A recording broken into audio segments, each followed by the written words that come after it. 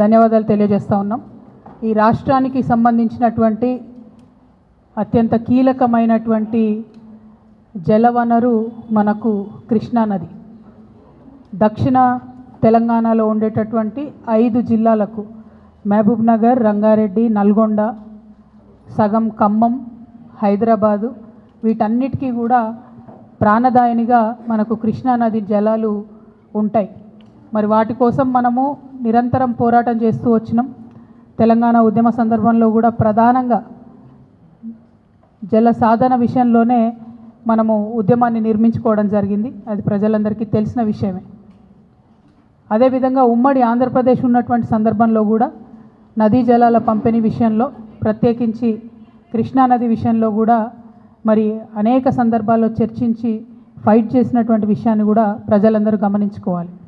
మరి ఆనాడు ఉమ్మడి ఆంధ్రప్రదేశ్లో ఉన్నప్పుడే మనకి ఇబ్బంది అవుతుంది కృష్ణానది కర్ణాటకను దాటి రావడం అని చెప్పి పెద్ద ఎత్తున సుప్రీంకోర్టులో కేసేస్తే ఆల్మట్టి డ్యామ్ హైట్ పెరగకుండా ఉమ్మడి ఆంధ్రప్రదేశ్లోనే మనందరికీ కూడా స్టే వచ్చింది.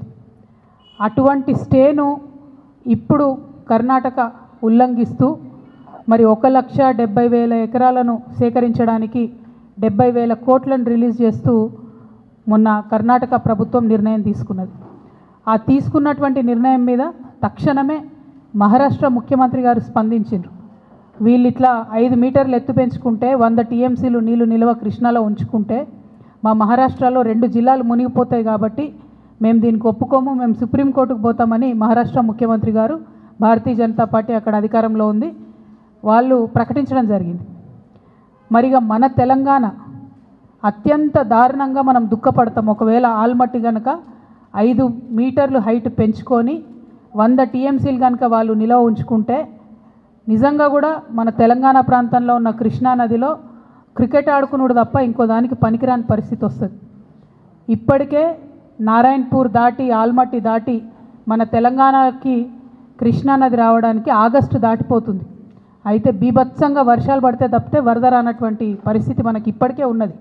అటువంటిది ఇంకొక 5 మీటర్లు పెంచితే 100 టీఎంసీలు నిల్వ ఉంచితే కృష్ణా నది అనేటటువంటిది కనుమరుగయ్యే పరిస్థితి కనబడుతుంది. మరి ఈ విషయం గౌరవ పెద్దలు రాష్ట్ర ముఖ్యమంత్రి గారు, కాంగ్రెస్ పార్టీలో ఉన్నటువంటి పెద్దలు, ఇరిగేషన్ మంత్రి ఉత్తమ్ కుమార్ రెడ్డి గారు వీరికి అర్థం అవుతుందా, అర్థం అవుతలేదా అనేటటువంటి మీమాంసలో, బాధలో తెలంగాణ బిడ్డలందరూ